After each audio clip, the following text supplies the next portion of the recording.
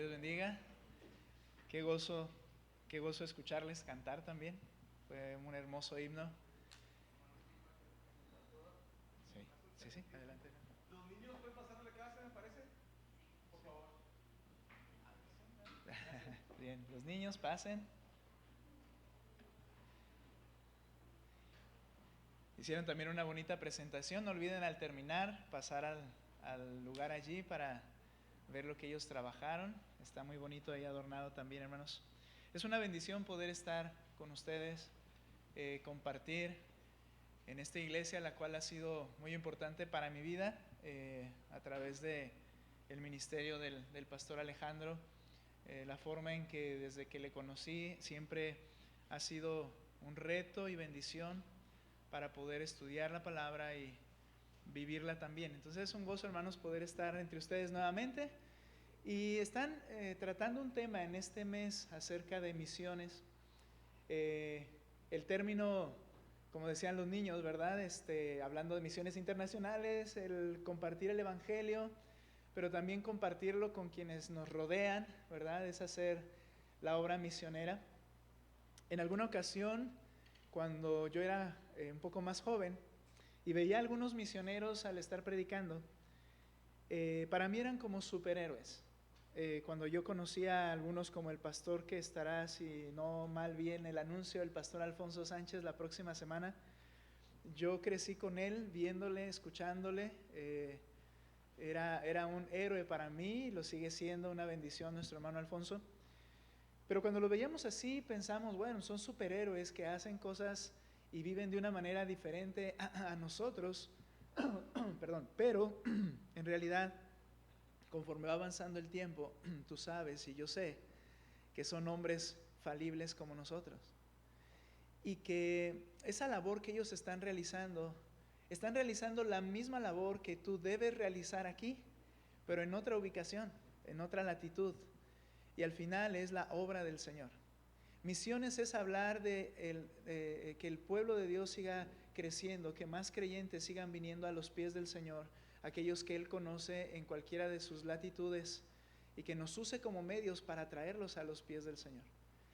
Ese es el concepto, idea que debemos tener acerca de misiones. No es dar dinero para que otro haga la obra, ¿no? Eso se me suena a veces como sobornar a alguien para que no haga lo que yo debo hacer, pero en realidad no, es colaborar. Y es por eso que hoy vamos a hablar precisamente utilizando este término de colaborar. Y vayan conmigo a Filipenses, hermanos, acompáñenme a Filipenses. Colaborar porque juntos estamos en este trabajo. Y lo estamos realizando en diferentes áreas donde el Señor nos ha puesto. A ti te ha puesto aquí, a nosotros nos puso en Delicias, a otros los ha puesto en un lugar fuera de México, pero se está haciendo esa misma labor y juntos debemos colaborar. Y vamos allá a Filipenses. Lo que vamos a hacer, es mi intención, una especie de panorama rápido en este momento, en este tiempo, de la carta a los Filipenses, ¿ok? Esa va a ser nuestra intención. Por lo tanto, vamos a ir viendo algunos pasajes selectos de la carta a los Filipenses. Ve conmigo, por favor, al capítulo 1, y quiero leerte este texto para iniciar así este tema que vamos a compartir. Nota, por favor, lo que dice el versículo 3. Doy gracias a mi Dios siempre que me acuerdo de ustedes. Le está escribiendo a una iglesia, ¿verdad? En Filipos. Pido siempre con gozo, un término muy frecuente en la carta a los Filipenses. Pido siempre con gozo en cada una de mis oraciones por todos ustedes. Y nota el versículo 5. Ok, voy a leer lo que está en la pantalla para no confundirnos. Por vuestra comunión en el Evangelio desde el primer día hasta ahora. Ese término comunión es literalmente colaboración. Implica lo que haces junto con otra persona a favor de un propósito. Entonces, ese término comunión no se refiere a algo religioso en un aspecto, sino en realidad que él está hablando de cómo desde el primer día hasta ahora han estado colaborando conmigo. Entonces hay dos términos que se mencionan con frecuencia en Filipenses. el gozo y la colaboración. De hecho, este es el propósito en un sentido de la carta, el animar a que haya esa colaboración gozosa entre los creyentes y el apóstol Pablo, haciendo que este plan avance. Mi tema en esta mañana es: colaboramos con gozo para un plan mayor. A mí me sorprendió mucho en una ocasión cuando en uno de esos canales de Discovery Channel, no sé si todavía exista porque ya no veo televisión de esa manera, ¿verdad? Pero es decir, ya no tengo esos canales que antes había, no sé si todavía existan, pero Discovery Channel, me recuerdo haber visto muchos reportajes, documentales más bien dicho, y uno de ellos era acerca de las hormigas de fuego, no sé si las has visto.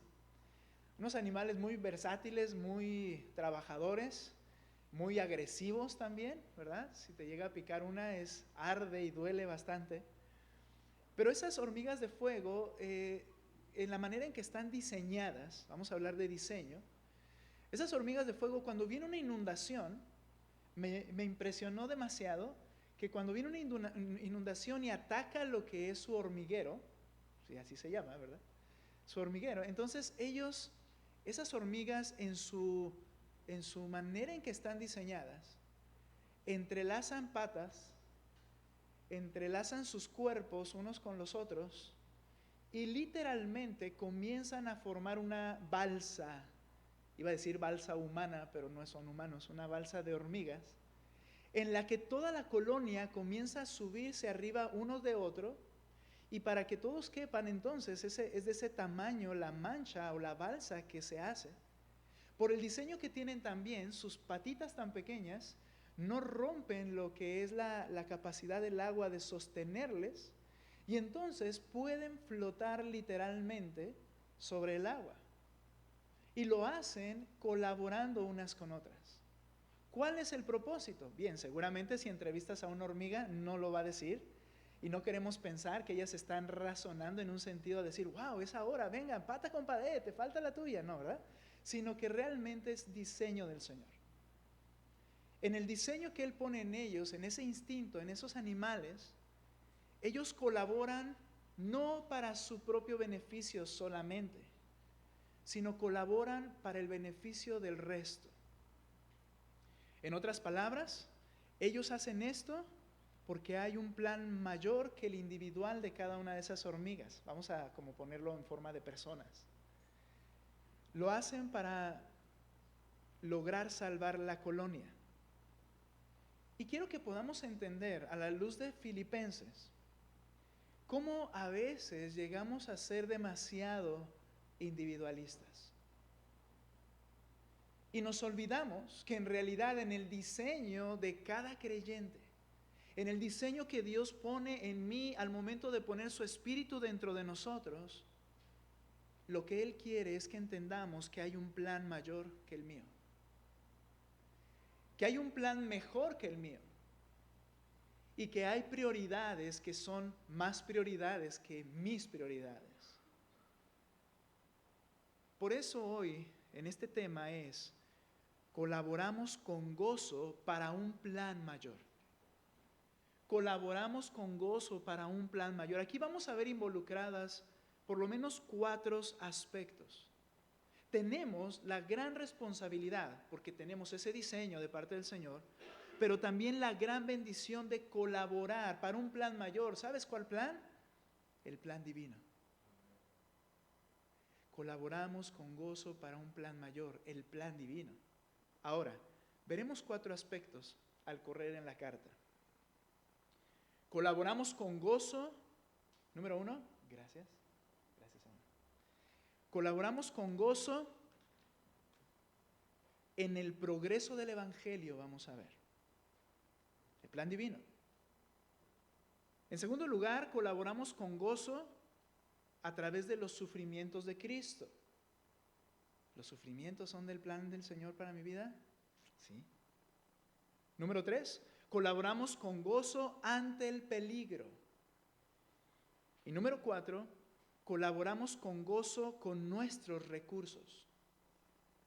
Al final de cuentas, colaboramos con gozo para un plan mayor. Y quiero que puedas ver conmigo nuevamente y refrescar esta idea de que hay un plan mayor. y que evalúes tu vida y pienses, ¿para qué plan estás viviendo? ¿Cuál es el propósito de lo que haces? ¿Cuál es el propósito de lo que dices? ¿Cuál es el propósito de lo que inviertes? ¿Cuál plan estás persiguiendo? En esto podríamos aplicar un concepto que normalmente aplicamos en dineros, que puede ser avaricia, pero es avaricia en mi plan, que se alcance mi plan. Vamos a iniciar. Colaboramos con gozo en el progreso del Evangelio. Nota que el apóstol Pablo en su primera carta, él les habla con amor y con gozo y les dice, han estado participando conmigo desde el principio. Ahora vamos a leer del versículo 3 al versículo 8. Ya leí por ahí el 3 al 5. Vamos a continuar del 3 al 8 retomando allí. Por favor. Versículo 3 hacia adelante. Doy gracias a mi Dios siempre que me acuerdo de ustedes, de vosotros. Siempre en todas mis oraciones, rogando con gozo por todos vosotros. A ver, una pausa ahí. Vemos a Pablo gozoso, orando por la iglesia de los filipenses. ¿Cuántas iglesias había en ese momento? Bueno, tú puedes imaginarte en ese periodo de tiempo cuántas ya se habían formado. Quizá algunos de los números que tienes ahí en las cartas que están escritas. Iglesias que ya había él transcurrido a través de sus primeros viajes. Mi pregunta es, ¿oraba por cada iglesia de esta forma? Bueno, algunos hemos sido muy osados al decir que Pablo oraba por todas las iglesias y todas las personas. ¿Qué piensas y cuánto tiempo piensas que se llevaría en hacerlo? Siempre, como dice aquí, en todas sus oraciones. Ahora, no me malentienda, no quiero decir que Pablo no oraba por las iglesias, pero el énfasis que él está poniendo aquí es que el apóstol Pablo tiene un enfoque al orar por los filipenses y hay razones. Hay gozo de parte de él al orar por esta iglesia porque él les dice que estaban colaborando con él permanentemente desde el día que le conocieron. No le habían dejado, permanecían en contacto con sus necesidades y ellos estaban participando con él de muchas maneras, orando y enviando para sus necesidades. Dice el versículo, por vuestra comunión, ya les dije, colaboración en el Evangelio desde el primer día hasta ahora.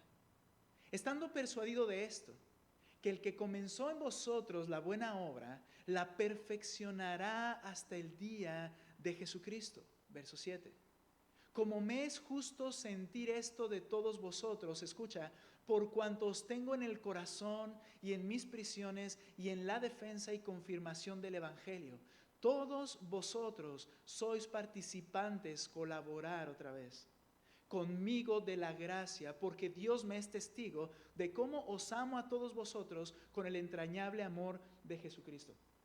Quiero que veas cómo hay un vínculo muy especial entre Pablo y la iglesia a los filipenses. Había un amor mutuo. Ellos le mostraban el amor como respaldándolo y orando. Aún en sus prisiones había alguien que estaba tratando de estar presente y ayudando al apóstol Pablo porque ellos se preocupaban por él. Y en retorno, él oraba, les respaldaba por medio de clamar al Señor para que Dios lo siguiera perfeccionando.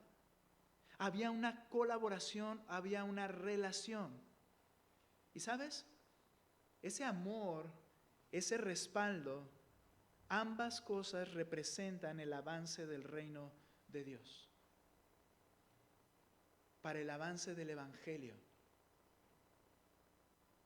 ¿Qué pasaría si Pablo no fuera y no sintiera el amor de estos hermanos? Alguien dijo alguna vez, yo con Cristo no necesito a nadie más. Y esa es muchas veces la idea de los misioneros, que son llaneros solitarios, que van a ganar el mundo para Cristo. Pero se les olvida, dijo el otro, se nos olvida, que necesitamos colaboradores con nosotros, que necesitamos gente que nos ame, que nos reprenda con amor, que vea nuestros defectos y nos instruya, que nos escuche en momentos de dificultad, que sepamos que están allí. El apóstol Pablo es claro en manifestar que había en él una verdadera consolación. Realmente Pablo, a pesar de lo que estaba viviendo, él estaba consolado. Le mostraban amor de manera práctica. Realmente, juntos, Filipos y Pablo estaban colaborando para el plan de Dios y por lo tanto disfrutaban de las mismas recompensas de la gracia. Nota por favor Filipenses 4:17, ve un momento ese versículo. No es que busque dádiva en sí, sino que busco fruto que aumente en su cuenta. Esa relación de Pablo con la iglesia. Pablo no decía, no, por favor, ya no lo hagan, está bien, yo puedo solo, ustedes no se preocupen, preocúpense por sus asuntos. No, dice, está bien. Es bueno que mantengamos esta colaboración. ¿Por qué? Porque esto hace que haya fruto que abunde en tu cuenta. Porque estás viviendo y cumpliendo un plan para el cual fuiste diseñado. Esto es bueno. Hermanos, todo verdadero creyente necesita de la comunión de la iglesia. ¿Qué es un misionero? ¿Qué es un pastor? Son creyentes que tienen las mismas necesidades que el resto de los creyentes, que tienen los mismos problemas que el resto de los creyentes. Necesitan la comunión de una iglesia, necesitan pastoreo, necesitan consejo, necesitan consuelo, necesitan reprensión, necesitan ánimo, necesitan descanso y todos los medios de gracia con los que Dios ha dotado la iglesia. ¿Sabes? Por eso debería ser tu razón de congregarte en esta iglesia.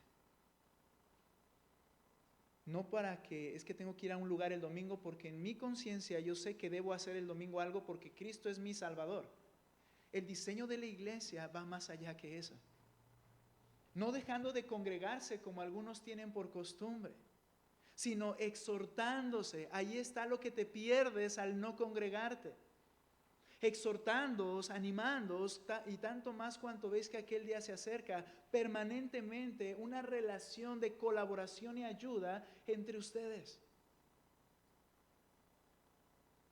Casi quisiera decir esto que no voy a decir, pero sí lo voy a decir. Si vienes a la iglesia y no colaboras para bendecir a otro y ser bendecido por otros en una comunión de ayuda mutua, perdiste el sentido de venir a una iglesia. Velo por YouTube, y esto es lo que creen muchos creyentes. Velo por Facebook. ¿Nota un poco de egoísmo en esto? O sea, no está mal el Facebook y el YouTube, sino ¿notas un poco de egoísmo en esto? Yo quiero ser edificado y quiero recibir y todo, pero ¿qué es lo que no quiero hacer? Yo no quiero dar mi tiempo a nadie más. Y ahorro tiempo si lo veo en la casa, ¿no es cierto? Y probablemente el pastor lo está viendo ahorita en la casa, no lo digo por él, ¿verdad? Sabemos que él está mal de sus rodillas. Pero ¿notas cómo habla de individualismo? Mi plan, lo que a mí me gusta, son medios de gracia. Ahora, hablando de los misioneros y pastores, hermanos, cuando nosotros llegamos a Delicias, tenemos ya 11 años, y Dios permite para marzo, estando allí, plantamos la iglesia de cero, no conocíamos absolutamente a nadie, y llegamos ahí, por la gloria de Dios, vamos a tener 11 años ahí. Bien, llanero solitario. Qué error. Qué error. Mi esposa necesitaba amigas. Mis hijos necesitaban compañeros para crecer en la iglesia. Yo necesitaba amigos para poder hablar y poder ser reprendido y todo lo que ya les mencioné. Es duro, pero no era así el plan del Señor, pero así lo queremos hacer. La carta a los Filipenses nos dice que colaboramos para un plan mayor en la propagación en primer lugar del Evangelio, pero es colaboración gozosa. Es que te unas con esas personas, les ames y les protejas. Creo que ese es el diseño del Señor para una iglesia. ¿Quieres abrir y plantar una iglesia? Bien, la iglesia, con todos sus recursos de la gracia, bendice y cuida a quienes van a plantar esa iglesia y no los dejan, están rodeándolos y cuidándolos permanentemente. No solamente dándoles dinero. Interesante. Ahora, vamos un poco más a hablar persona a persona. Hablando de este progreso del Evangelio, y este es el punto más largo, voy a correr aquí en este pedacito, pero esta es la razón integral de tu existencia. El Evangelio no solamente es una información que los cristianos deben de conocer y reproducir. El Evangelio es más que eso. Según 1 de Pedro 2, 9 al 10, dice: ustedes son linaje escogido, real sacerdocio, nación santa, pueblo adquirido para posesión de Dios, propósito, a fin de que anuncien las virtudes de aquel que los llamó de las tinieblas a su luz admirable. Ustedes tienen este propósito. Ustedes que en otro tiempo no eran pueblo, pero ahora son el pueblo de Dios, no habían recibido misericordia, pero ahora han recibido misericordia. No solo es una información encapsulada en 2, 3 puntos que debes saber cómo dar. No, el Evangelio es llamado el Evangelio de la gloria de Dios en 2 Corintios 4, 4. Es hablar de lo bello que es el Cristo que te ha salvado.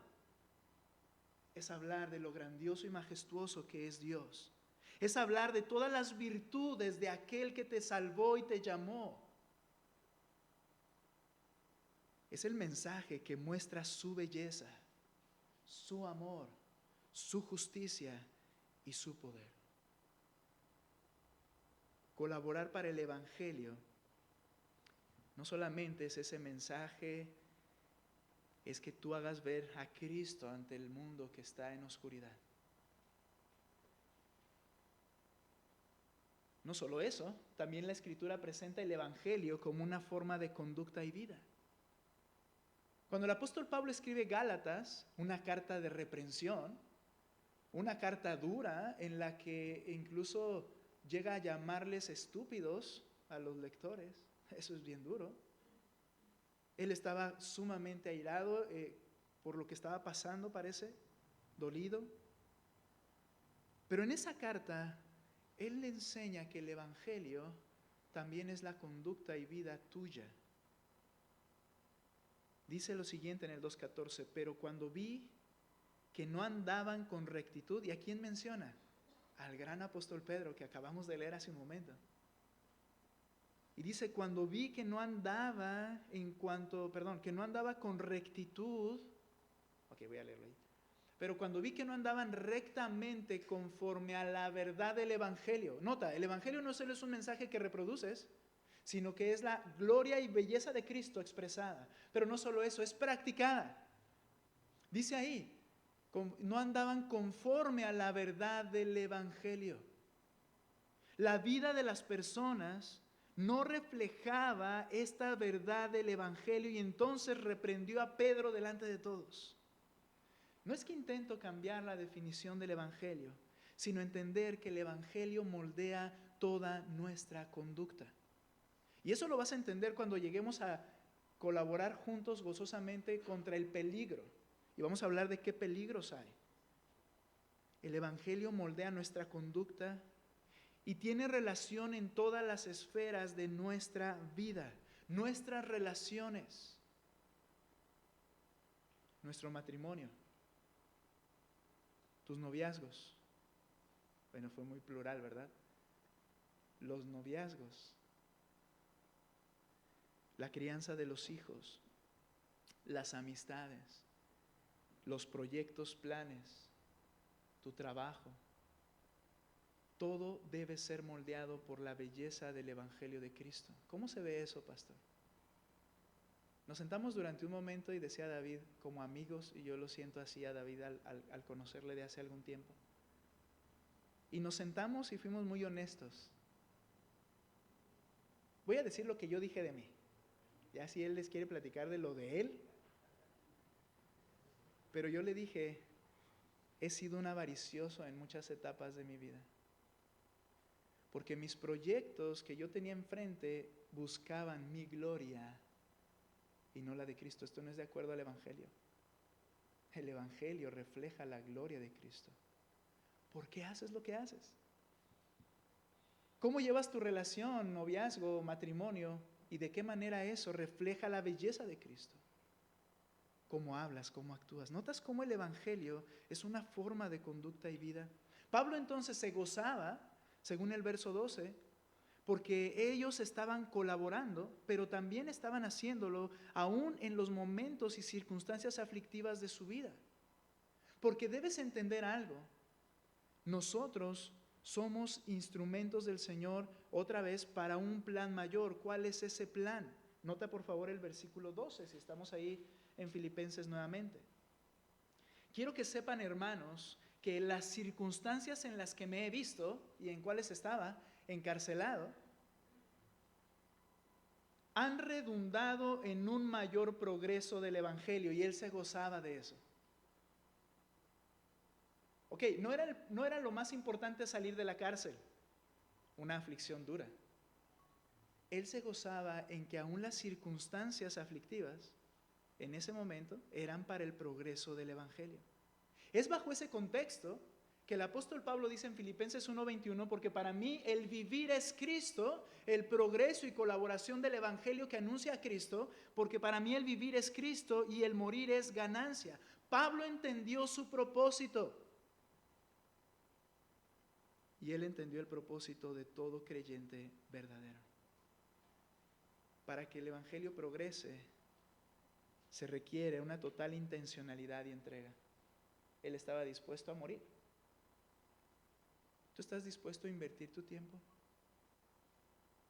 ¿Estás dispuesto a participar junto con otros para que el Evangelio, el reino de Dios siga avanzando? Implica intencionalidad, según el capítulo 1 al 25. Implica un comportamiento digno del Evangelio en santidad, capítulo 1, 27 al 29.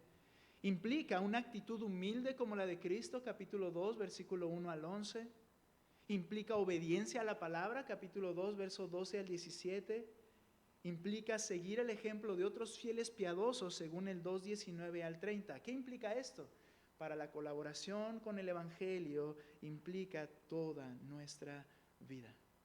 Y nótalo en un pasaje que él escribe a Tito. Tito capítulo 2, versículo 9, por favor. Tito 2, 9.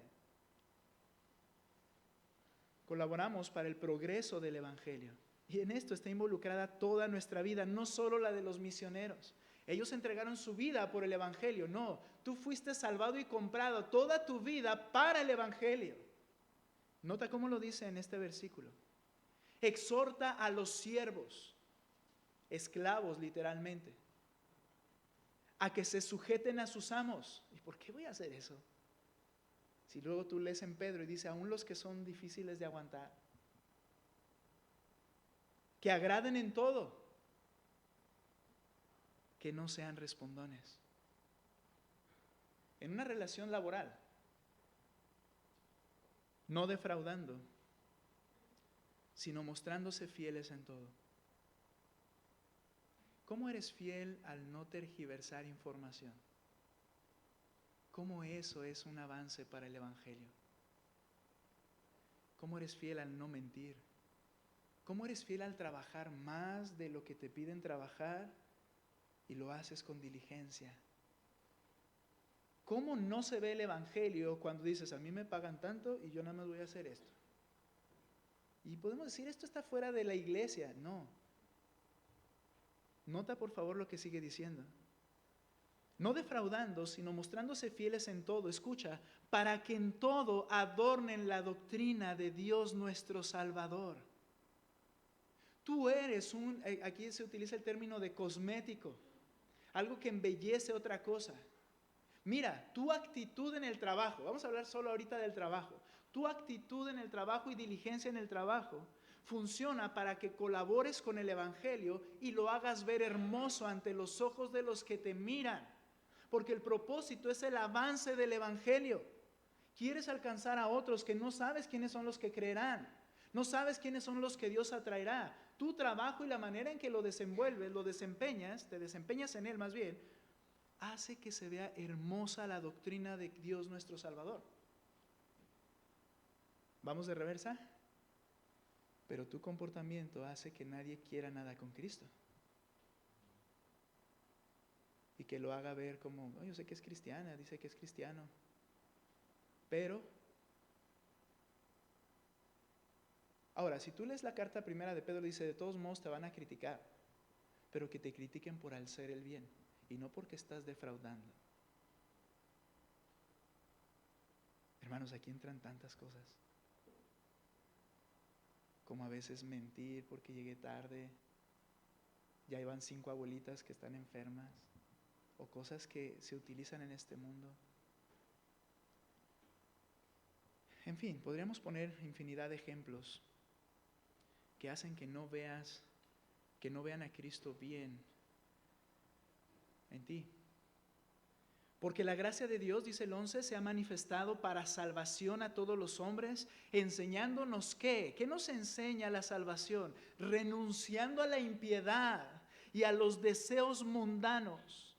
Vivamos en este siglo sobria, justa y piadosamente, aguardando la esperanza bienaventurada, la manifestación gloriosa de nuestro gran Dios y Salvador Jesucristo, quien se dio a sí mismo por nosotros para redimirnos de toda iniquidad y purificar para sí un pueblo propio, celoso de buenas obras. Un pueblo que refleja la gloria de Dios y de Cristo por medio de cómo actúa. Esto implica toda tu vida, ¿sabes? Parece que hemos olvidado nuestra razón de ser. Si eres un genuino cristiano, si ha habido un genuino nacimiento, pero vivimos para nuestros planes y proyectos personales, es una contradicción de términos. Y ahí es cuando hablaba con mi hermano David al decir, ¿cuántas veces soy avaricioso en pensar solo en lo mío? Pero soy bien hábil para maquillarlo con santidad. No, porque de esa manera yo voy a poder hacer más para el Señor y más para la iglesia y más para... Pero en realidad me interesa lo mío.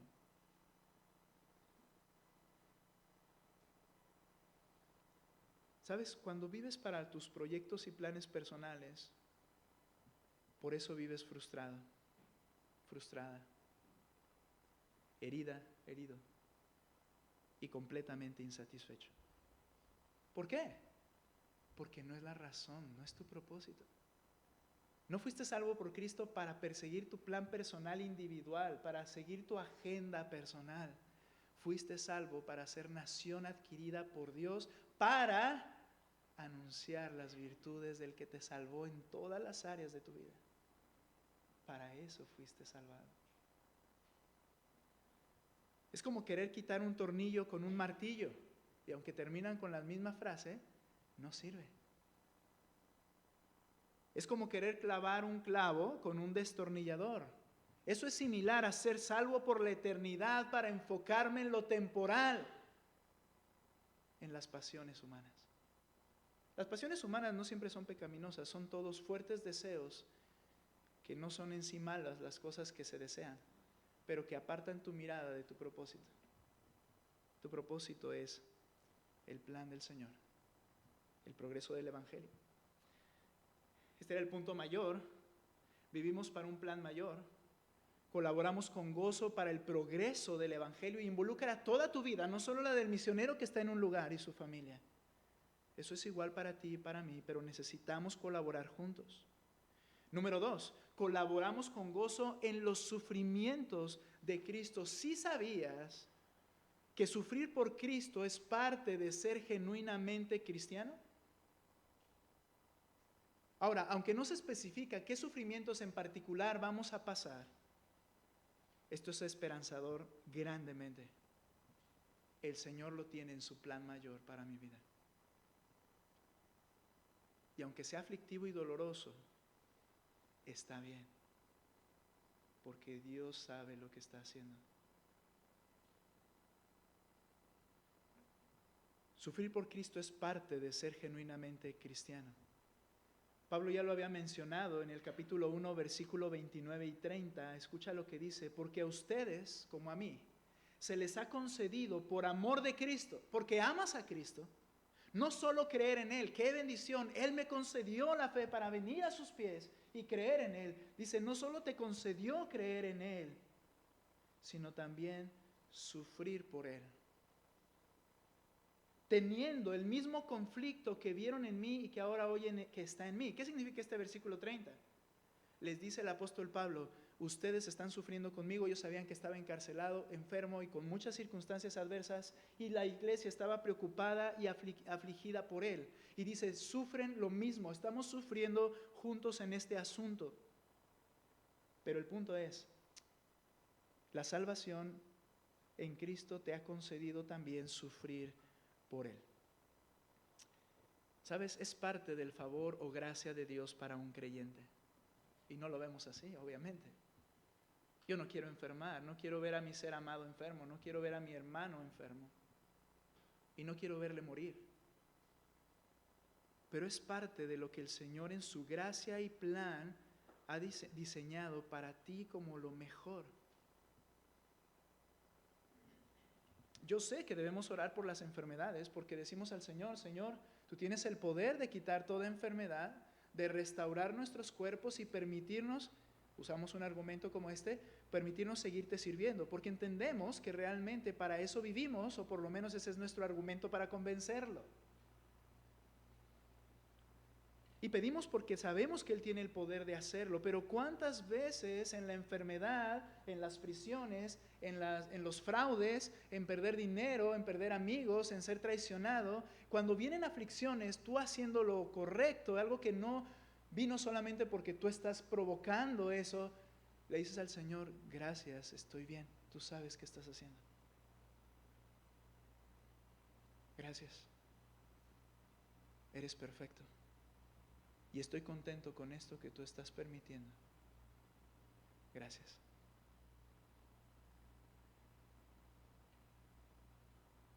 Ahora Pablo, aún en aflicciones, hace un llamado a alegrarse en extremo bajo este contraste, aunque estés en aflicciones. Mira lo que dice el capítulo 3, verso 1. Por lo demás, hermanos míos, a pesar de lo que ya habló y de que están viviendo en esas circunstancias aflictivas, regocíjense en el Señor. A mí no me es molesto escribirles otra vez lo mismo y para ustedes es motivo de seguridad. Regocíjate, gózate en extremo, que seas feliz en extremo. ¿Cómo un creyente va a ser feliz en extremo? Solo cuando acepta y abraza la voluntad de Dios para su vida. Estarás satisfecho cuando vives para su propósito, dispuesto a participar junto con Cristo en sus sufrimientos. Y esto lo dice el apóstol Pablo porque es un contraste con los falsos maestros.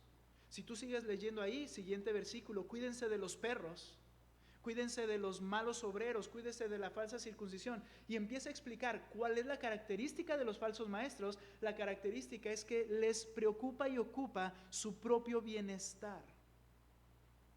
Eso es lo más importante para ellos. Pero el ejemplo de los apóstoles era sufrir por causa de Cristo. El apóstol Pablo entonces llama a los creyentes a tener esa misma actitud, la actitud de buscar la semejanza a Cristo, incluyendo participar en sus padecimientos. Nota por favor lo que dice el versículo 11, capítulo 3, versículo 15, capítulo 3, verso 15. Así que todos los que somos perfectos, tengamos esta misma actitud. Y si también en algo hay una actitud distinta, eso también se lo revelará Dios. Sin embargo, continuemos viviendo según la misma norma que hemos alcanzado.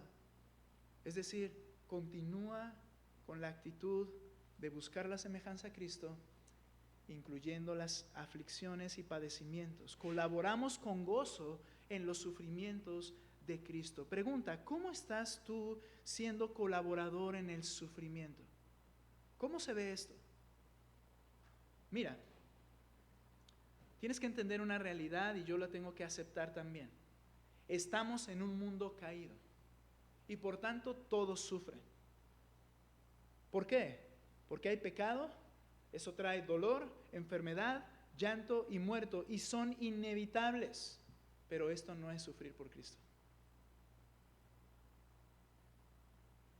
Participar en sus padecimientos implica sufrir por lo que Cristo sufrió, por hacer lo correcto. Cristo sufrió no porque hizo cosas incorrectas ni porque en él había pecado, sino porque hacer lo correcto en un mundo caído te va a traer problemas. Llevar a cabo los principios del Señor y su palabra en un mundo caído va a traerte conflicto. Pablo lo dijo de esta manera en 2 Timoteo 3:12. Y también todos los que quieran vivir piadosamente en Cristo Jesús padecerán persecución. Entonces aquí nos da una fórmula. ¿Quieres evitar los problemas? Tienes que quebrantar los principios de Cristo. Y vas a llevar la fiesta en paz en un mundo que no está de acuerdo con Cristo. Pregúntate, ¿en qué se pudo equivocar Cristo cuando estuvo en la tierra?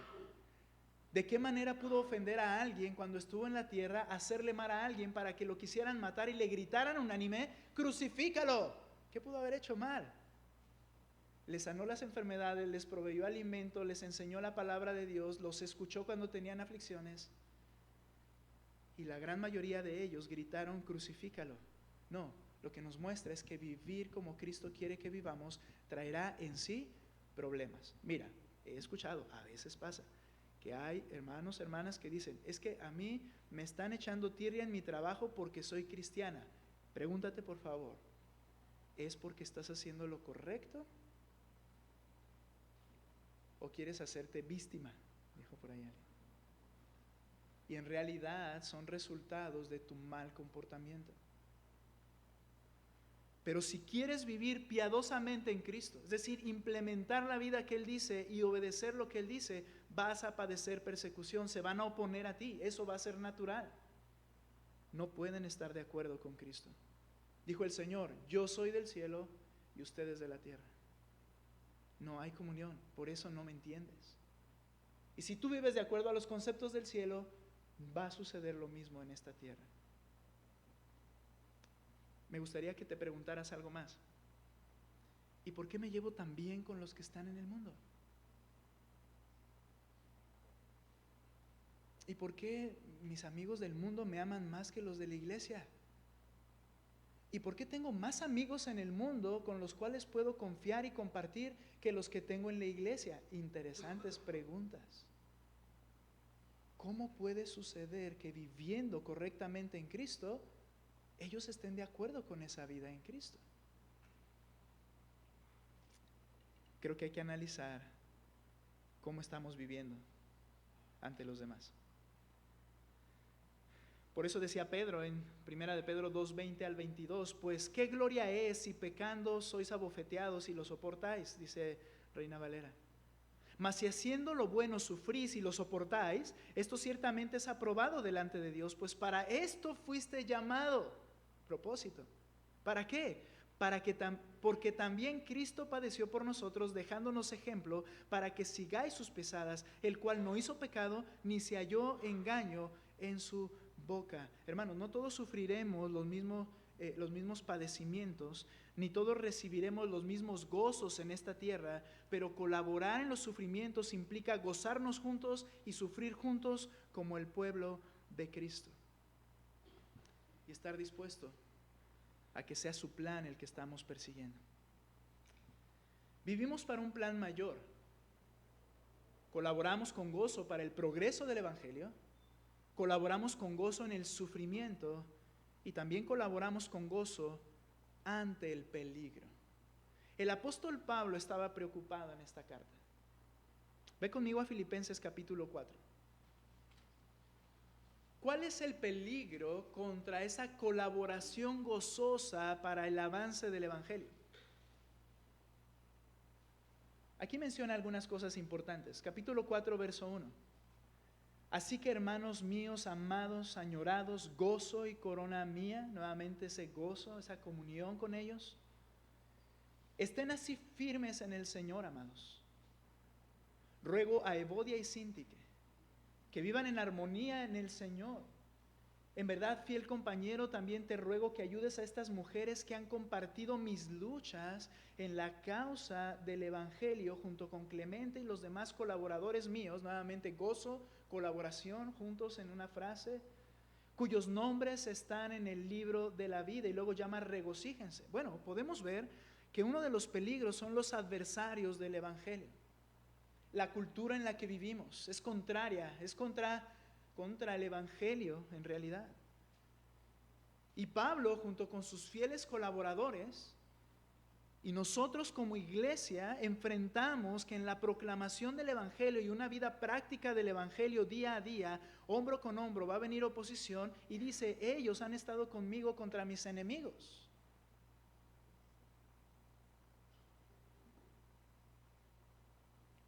Decía hace un momento a los hermanos que están en el de Apocalipsis, les mencionaba que quizá vamos a tener diferencias con algunos hermanos en cuanto a unos aspectos secundarios de interpretación de la escatología y todo esto. Pero créeme que esos no son enemigos.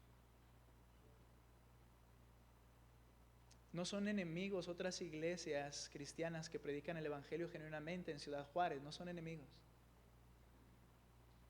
Son amigos, son del mismo bando.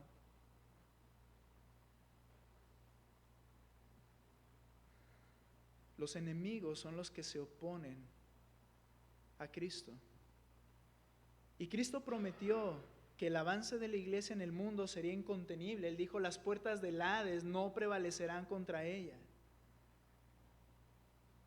A través del Evangelio, el avance de su gloria, reino, evangelio, continuará cuando colaboramos juntos, aunque haya enemigos. Una hermana de su iglesia me expresaba el deseo de compartir a otros el evangelio y cómo hacerlo. Y esto es algo que en nuestra iglesia también estamos haciendo, el decir, vamos a prepararnos y vamos a hacerlo juntos, y eso en tu casa, en tu trabajo y también en actividades específicas. Y va a haber enemigos y vamos a trabajar contra ellos, pero hay un peligro mayor contra el avance del evangelio.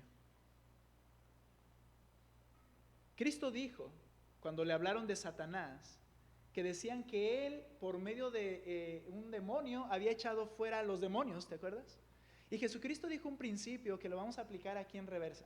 Y él dijo, a ver, todo imperio, todo reino dividido contra sí, no prosperará, ¿cierto? Un reino dividido no prevalece, dice el Señor. Y este es el peligro acá. Ruego a Evodia y Síntique que vivan en armonía en el Señor. La Nueva Traducción Viviente lo dice de esta manera, que arreglen su desacuerdo. Ruego a estas dos mujeres que arreglen su desacuerdo. Bien, ¿vamos a poner de pie a todas las mujeres que están en desacuerdo en esta habitación? No, no lo vamos a hacer. O a todos los hombres que están peleados en esta habitación, no, no lo vamos a hacer. Quiero que entiendas que esto causa un daño terrible al plan mayor de Cristo. Quiero que entiendas que Pablo estaba sumamente preocupado. No es como que de paso habló, me acuerdo de Evodia y Síntique y sé que andan ahí, andan peleándose, ¿verdad? Y, no, era algo vital lo que él está diciendo acá. ¿Cuánto daño, hermanos, podemos causar cuando olvidamos que vivimos para un plan mayor y no para el nuestro? Porque cuando vivo para el mío y alguien no está de acuerdo con el mío, me voy a enojar porque no está de acuerdo conmigo. Pero no se trata de que esté de acuerdo contigo, se trata de que esté de acuerdo a un plan mayor. Y ese es el de Cristo. El de colaborar, amarse, cuidarse, exhortarse, reprenderse cuando es necesario, santificarse mutuamente por medio de la palabra. Le decía ayer a los muchachos, ¿cómo nos pasa cuando ves a alguien de la iglesia en tu misma escuela y nos callamos? Yo lo viví cuando joven. En la misma secundaria y prepa iba mi hermana y en ese momento dejábamos de ser cristianos y dejábamos de ser hermanos también. Y cada quien vivía como bien le parecía. Era el tiempo de los jueces allí. ¿Por qué? Porque estoy viviendo para mi plan. ¿Cuánto daño puedes causar cuando olvidas que vives para ese plan mayor? ¿Sabes? Estas dos mujeres estaban partiendo la iglesia. No está siendo exagerado, no. Mira el capítulo 2, versículo 1 al 4. Creo que el apóstol fue muy misericordioso al no al no hablarlo de manera consecutiva, pero fue muy obvio lo que él está diciendo. Verso 1, capítulo 2, versículo 1. Por tanto, si hay algún estímulo en Cristo, y lo hay, la idea es esto, no si lo hay, sino y lo hay, por lo que dijo anteriormente en el capítulo 1, hay estímulo en Cristo, hay consuelo de amor en Cristo, hay comunión del Espíritu con Cristo, hay afecto y compasión en Cristo, lo hay. Por lo tanto, verso 2, hagan completo mi gozo siendo del mismo sentir, conservando el mismo amor, unidos en espíritu, dedicados a un mismo propósito. Y no es el tuyo, mi hermana o mi hermano, es el de Cristo. No es el que gane aquí para que sea más imponente sobre el otro. ¿Notas cómo Pablo les dice con vehemencia? No, tienen que cuidar la comunión entre ustedes. Verso 3, no hagan nada por egoísmo o por vanagloria, sino con actitud humilde. Cada uno de ustedes considere al otro como más importante que a sí mismo, no buscando cada uno sus propios intereses, sino más bien esta es la actitud, te preocupa lo del otro. No hay una iglesia más débil en el avance del Evangelio que una iglesia dividida de esta forma.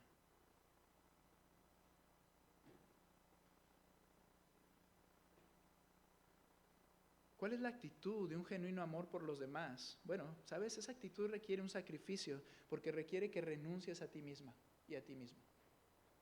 Evodia y Síntique tenían que renunciar a sí mismas. Curiosa, Evodia significa viaje próspero y no se oía así. Síntique significa compañera placentera y las dos estaban de la greña. La del viaje placentero y la compañera placentera. Sus nombres tienen idea de algo que es bendición y no eran bendición. Debemos rogar también que se busque armonía en nuestra iglesia. Ese es el ingrediente esencial, sacrifícate a ti mismo para que la otra persona pueda ser bendecida. Voy a preguntar, hermanos, ¿necesitas arreglar asuntos? Lo digo con todo amor y respeto. ¿Creemos en nuestro plan que la solución más práctica no es practicar el amor que cancela deudas, que confiesa pecados y que se humilla ante el Señor para perdonarse y amarse? Eso es más difícil. Lo más fácil es dar un paso a un lado y no arreglar ningún asunto. Dios no puede estar contento con eso. Y en este mes de misiones le está diciendo a la iglesia juarense, amados, colaboras para un plan mayor, pero tienes que cuidar este peligro, porque no vas a poder andar en el plan del Señor. Déjame avanzar un poco más en esta idea. Tus pecados ocultos dañan tu iglesia. Nadie lo sabe, pero el Señor te ha hablado muchas veces de esto y tú sigues practicándolo. Tú no estás colaborando, estás partiendo, dividiendo. ¿Sabes? Cuando yo estaba en la iglesia y hubo 5 años en los que no hubo fruto y en los que ninguno de los que estuvo, bueno, eso es exagerar, hay una familia solamente de esos primeros 5 años que sigue fiel. Después de los 5 años hubo un cambio y todos los que han ido llegando, por lo menos muchos de los que han ido llegando, luego soy muy exagerado, muchos de los que han ido llegando están permaneciendo en la iglesia. Pero el punto es que yo me preguntaba, ¿qué técnica me falta? ¿Qué debo implementar para que la gente quiera venir, se quede? Un día iba y sí, yo quiero recibir a Cristo, y lloraba con lágrimas y se derretían en la puerta y luego regresaban. Vengo la próxima semana y llegaba y ya no me abría la puerta y yo decía, bueno, ¿qué estoy haciendo? Entendí que debo predicar el evangelio, dar un paso atrás y el Señor es el que hace la obra. Tú no puedes cambiar a nadie, ¿ok? Ni que te esfuerces, ni aunque hagas tu mayor esfuerzo, tú no lo vas a cambiar, no va a funcionar de esa manera. Pero el punto es que yo me preguntaba qué está mal y el Señor me enseñó muchas áreas que una persona solitaria no ve por sí mismo, que estaban mal en mi vida. Yo era una causa esencial de que el reino de Dios en ese lugar no avance. Yo así lo entendí y no me da vergüenza decirlo. Tuve que venir a arrepentimiento, a una y otra cosa, porque gracias a Dios no nos suelta todo el paquete de golpe. No nos da toda la lista y mira, todo esto es lo que estás terrible, tienes que cambiarlo. Va poco a poco y te habla en una predicación y por un tiempo. Pero si tú eres necio, tú estás perjudicando en lugar de bendiciendo. Tú no estás haciendo que la balsa flote, tú la estás hundiendo. Ruego a estas mujeres que se arreglen. Ruego, porque para Pablo lo más importante era el plan del Señor, en el cual, hermano, nos gozaremos y estaremos satisfechos y no frustrados. No olvides eso. Recuerda que vivimos para un plan mayor, colaboramos con gozo para el progreso del Evangelio, colaboramos con gozo en el sufrimiento de Cristo, colaboramos con gozo ante el peligro y por último, colaboramos con gozo con nuestros recursos. El propósito de la carta a los filipenses se sella en el capítulo 4, verso 17 al 20. En otras palabras, ¿por qué y qué le motivó a Pablo a escribir esta carta? Dice el 17, no es que busque dádiva en sí, sino que busco fruto que aumente en su cuenta. Pero lo he recibido todo, por eso escribió la carta. Quería agradecerle a Filipos lo que estaban haciendo. Lo he recibido todo, tengo abundancia, estoy bien abastecido, habiendo recibido de Epafrodito, quien llevaba esta carta de regreso a Filipos, lo que han enviado. Fragante aroma, sacrificio aceptable, agradable a Dios. Y mi Dios proveerá todas las necesidades conforme a sus riquezas en gloria en Cristo Jesús. Ahora, era agradecer la colaboración por medio de los recursos económicos y de personas que estaban yendo a ver a Pablo. ¿Sabes una cosa? El dinero es una herramienta en las manos de Dios y lo va a usar para revelar tu corazón. Lo va a usar para mostrarte quién es tu Dios. Y muchas veces tenemos a Dios dinero. Y lo utiliza como una herramienta en sus manos para santificarnos. Si tú notas en el verso 10, dice, me alegré grandemente en el Señor, de que ya al fin han reavivado su cuidado para conmigo. Es decir, por un tiempo no habían podido llevarle provisiones. En verdad, antes se preocupaban, pero les faltaba la oportunidad. Y nota aquí, no hable porque tenga escasez, pues he aprendido a contentarme cualquiera que sea mi situación. Sé vivir en pobreza, sé vivir en prosperidad. En todo y por todo he aprendido el secreto tanto de estar saciado como de tener hambre, de tener abundancia como de sufrir necesidad. Y viene ese famoso verso que lo sacamos de su contexto, pero es verdad, todo lo puedo en Cristo que me fortalece. ¿De qué está hablando? Había un área en mi vida la cual requería aprender. ¿Cuál es esa área? ¿La identificaste? ¿En qué área necesitaba aprender? He aprendido a contentarme, cualquiera que sea mi economía. Ahora, interesante, esto no vino por una oración del apóstol Pablo, a decir, Señor, este gran apóstol inclinado de rodillas ahí, y decir, Señor, por cierto, el que resucitó al que se cayó de la ventana, ¿te acuerdas? Digo, por si su oración no tenía oídos de parte de Dios, claro que sí, pero no provino de una oración, Señor, dame lo que se llama contentamiento, así ya no voy a ambicionar, así ya no voy a estar sufriendo y llorando cuando no tengo.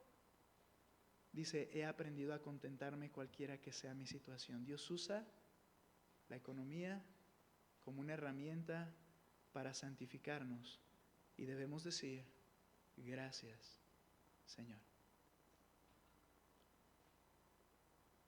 El Señor nos muestra cuando hay dinero y cuando hay falta de Él,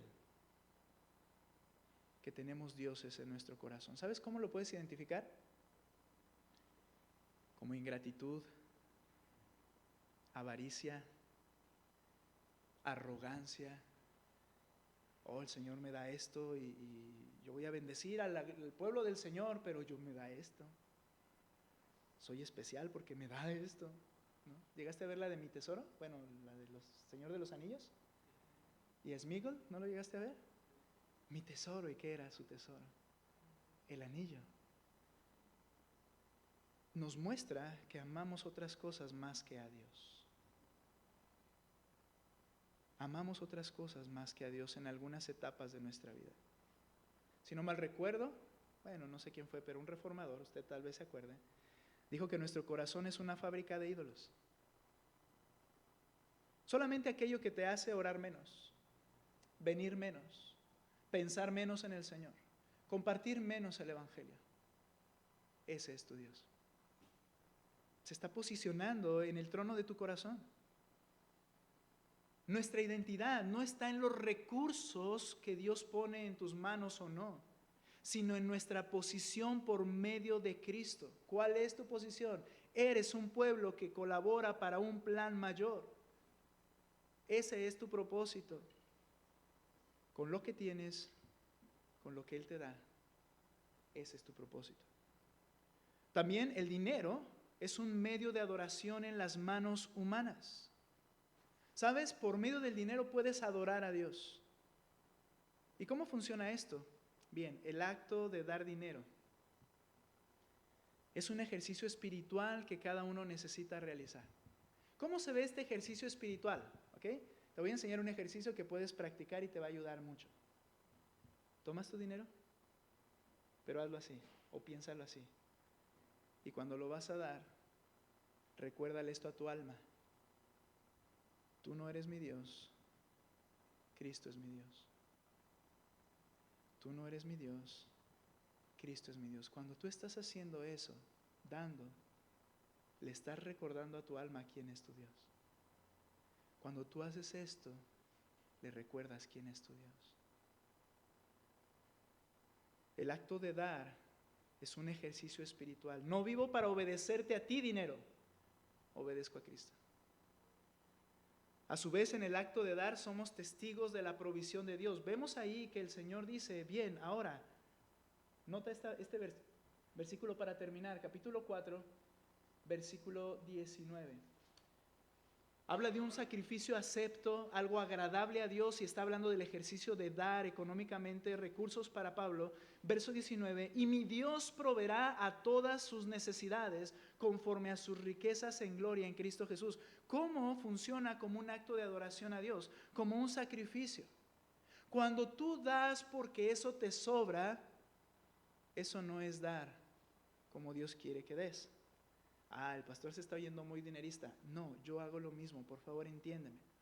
El Señor Jesucristo dijo, esta dio más que todos los que dieron, porque ellos dieron lo que les sobra. Mira, si tú tomas ahora se me olvidó el término, el que hacemos para saber los gastos y entradas, presupuesto. Si tú haces tu presupuesto y entonces dices, muy bien, todos estos son mis gastos fijos, el Netflix, el celular, el auto, las escuelas, quién sabe cómo viene el orden en tu lista, ¿no? Y viene el final y son las entradas, son las salidas, muy bien. Entonces tengo esto, de aquí puedo ofrendar. Estás dando lo que te sobra. Porque si tus gastos requieren que no lo puedas dar, dices, el Señor lo sabe. Y créeme que el Señor lo sabe todo. Pero el punto es que dice el Señor en este texto, dice Pablo a través de esta carta, mi Dios proveerá todas sus necesidades. ¿Qué implica? Que los filipenses, para bendecir a Pablo, se tuvieron que desprender de algo que ellos iban a usar. Y por tanto era necesario que se lo volvieran a rellenar. Dar no es para enriquecerte y tener una bodega llena de cosas que puedes dar. Dar implica desprenderte de lo que tienes y que probablemente lo tienes que utilizar, pero sabiendo que debes colaborar y bendecir a alguien que está necesitando por el progreso del Señor y del Evangelio. Y tú entonces das, y la promesa en este pasaje es, mi Dios pues rellenará de lo que te quitaste. Esa es la idea. La idea es el vaso con agua, vacías porque es lo que tienes, el Señor te lo volverá a rellenar. No dice Él te dará 3 vasos más. No, sino rellenará, suplirá tu necesidad de la cual te generaste al dar. Qué interesante cuando dice el Señor, porque Él ama al dador alegre, que es un sacrificio, pero lo hace con gozo por colaborar para el reino de Dios. ¿Sabes? Alguien me dijo una vez, un predicador, ¿puedes predicar en mi iglesia de las ofrendas? Y yo, ok, yo puedo hacerlo. Lo que pasa es que yo siendo el pastor, yo no creo que debo predicar de esa manera porque lo van a malinterpretar. Yo le dije, espera. ¿Y quién les va a enseñar? Porque es lo que la Escritura dice. Ahora, si mi forma de vivir refleja a una persona avariciosa, bueno, tal vez tengas de qué preocuparte, pero la iglesia tiene que saber que colabora gozosamente por medio de sus recursos. Dinero, su cuerpo, su tiempo, sus palabras, todo lo que eres es para el propósito mayor. Las hormigas de fuego se entrelazan para poder que todos los demás puedan flotar, colaboran unos a los otros. Hermanos, fuimos creados para colaborar. Como pueblo de Dios compartimos esta gran bendición y responsabilidad. ¡Qué bendición! Colaboras para el plan divino, el plan del Creador, por medio de colaborar gozoso en el progreso del Evangelio, colaborar gozoso en los sufrimientos de Cristo, colaborar con gozo ante el peligro de la división y los adversarios, y colaborar con gozo con nuestros recursos. Colaboras para un plan mayor. ¿Estás dispuesto? ¿Quieres seguirlo haciendo? ¿No lo estás haciendo? ¿Qué cosas impiden tu colaboración? ¿Qué cosas hacen que no lo hagas con gozo? Vamos a orar, hermanos, por favor. Oremos. Señor, gracias. Gracias porque en esta iglesia se está recordando lo importante de que el evangelio tuyo se propague y podamos alcanzar a los tuyos en cualquier lugar, en cualquier punto, también incluido obviamente los que nos rodean. Pero gracias por darnos cuenta, Señor, que esta es una gran bendición, pero que este es tu maravilloso plan. Ayuda, Señor, para que no haya estorbos en este trabajo que es para tu gloria. Que desde un análisis personal, individual en mi corazón, yo pueda ver y entender de qué forma estoy obstaculizando esta colaboración gozosa. Señor, que se cumpla tu plan y que cada vez menos se cumplan los nuestros, para que encontremos satisfacción en el plan tuyo, perfecto y glorioso. Esto nos incluye en todas las esferas de nuestra vida. La honra y gloria sea a ti, Señor. Gracias por este tiempo. En el nombre de Cristo. Amén.